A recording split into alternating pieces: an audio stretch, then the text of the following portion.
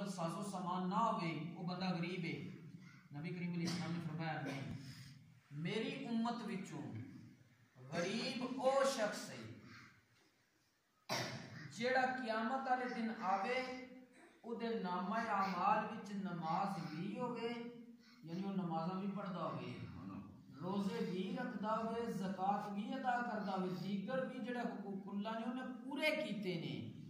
لیکن ہویا کی ہے کہ ایک او شخص آ گیا وے جن نے کیا وے یا اللہ اس بندے نے منو دنیا تے گالی دیتی سی.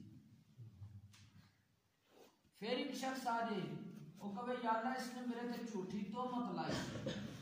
پھر ایک شخص آئے گا وہ کہے گا یا اللہ اس نے مینوں قتل کیتا سی. اس طرح مختلف جرماں لے. پھر یتیم آ جائے گا وہ کہے گا یا اللہ اس نے میرا مال کھادا سی.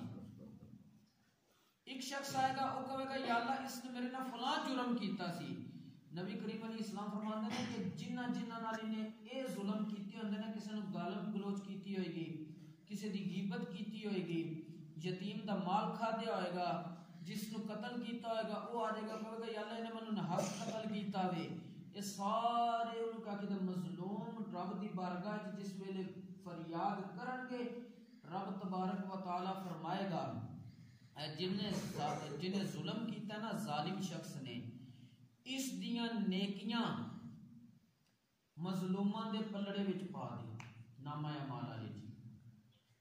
انہیاں نیکیاں ختم ہو گئیاں نے لیکن مظلوماں دی لائن زیادہ لگی سی.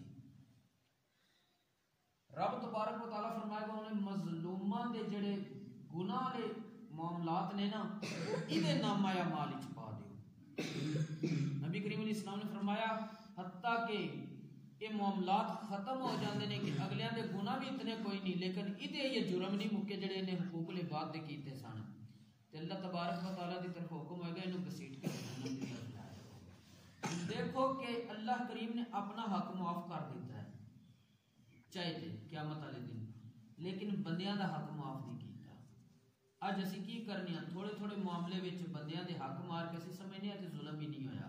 حضرت سیدنا امام اعظم ابو حنیفہ سراج الامہ کشف الامہ نعمان بن ثابت رضی اللہ تعالی عنہ آپ نے ارشاد فرمایا کہ آپ کے بارے آپ کی سیرت وچ آندا ہے کہ ایک مجوسی کو، مجوسی ہوندے نے جڑے اگ دی عبادت کرتے نے، انہوں آپ نے قرضہ دیتا سی. آپ وہ کول قرضہ لین گے وہ گھر دے جس ویلے دروازے دے قریب پہنچے نا آپ دیاں جتیاں نال کوئی نجاست لگ گئی سی، گندگی لگ گئی. آپ نے جتی جھاڑی نا تے وہ جتی دی جڑی نجاست ہے نا وہ مجوسی دی دیوار تے لگ گئی. امام اعظم ابو حنیفہ نے دروازہ کھٹکھٹایا، مجوسی دی خادمہ باہر نکلی. انہوں آپ نے کیا کہ دسو کہ ابو حنیفہ آئے نے جا کے انہوں مجوسی کے ذہن نہیں سی کہ میں تے یہ قرض نہیں سکتا تے قرض لین آئی نے، حالانکہ آپ آئے بھی اسے ارادے نال سن. لیکن جس وقت وہ نکلیا نا تو انہوں کیا کہتا ہلے بانے کرن لگا جی میرے کو اس معاملے کی وجہ. آپ نے فرمایا گل ہونا ہے نہیں، گل ایک ہو رہے پہلے. اس نے کہا جی کی ہے؟ آپ نے کہا اس طرح نا میرے کو کوئی معاملہ ہو گیا، تیری دیوار نال نجاست لگ گئی ہے میرے کو. کیف السبیل الی التطہیر، انہوں کیویں میں صاف کراں؟ مطلب یہ سی کہ جے میں تیری اجازت تو بغیر ان صاف کرنا نا تے ظاہر جسے نجاست لینی ہے نال تیری دیوار کو کوئی مٹی وغیرہ کوئی اور بھی نقصان ہو جانا ہے، وہ صفائی نہیں رہنی. تے انہوں کیا کہتا میں تیرا حق ماراں گا. انہیں جسے دیکھا نا اتنا متقی پرہیزگار شخص ہے، انہیں کیا انا عبدو بتطہیر نفسی فاسلم فی الحال. انہیں کیا پہلے نا میرے دل نو پاک کرو، میں اتھوں انہوں کیا کہتا ابتدا کرنا وا.